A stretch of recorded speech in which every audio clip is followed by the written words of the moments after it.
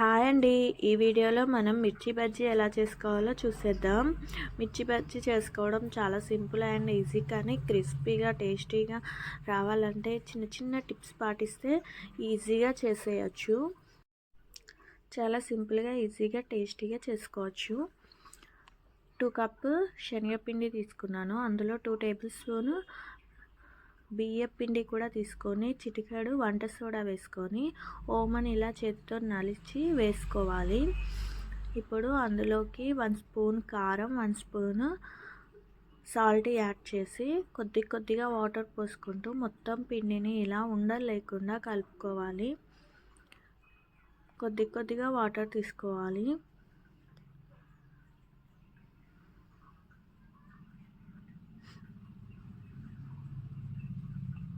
చూసారు కదా, వీడియోలో చూపించిన విధంగా ఉండలు లేకుండా సాఫ్ట్గా ఇలా పిండి మొత్తాన్ని కలుపుకోవాలి.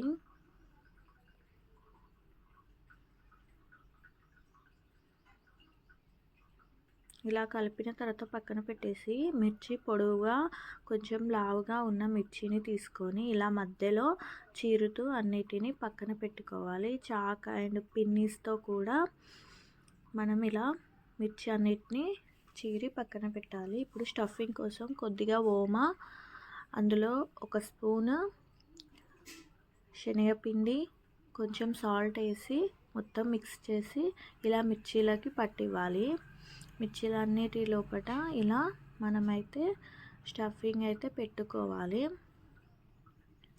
ఇప్పుడు కడాయిలో ఆయిల్ పోసుకొని ఆయిల్ హీట్ అయ్యాక మిర్చీలను ఒక్కొక్కటి ఇలా పిండిలో ముంచుతూ ఇలా చేతితో వేసుకుంటే, చూసారు కదా మిర్చీలు ఎంత సులువుగా ఎంత ఈజీగా వేసుకోవచ్చు.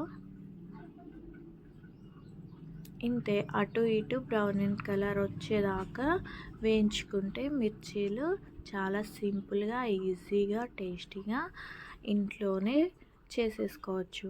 రోడ్ సైడ్ తినాలని అనిపిస్తుంది, కానీ ఒక్కొక్కసారి ఆయిల్ అవన్నీ వాతావరణం చూస్తే తినాలన్న మూడు పోతుంది. సో ఇంట్లోనే ఇలా ట్రై చేసుకొని మనం తినేసేయచ్చు. Healthy and tasty.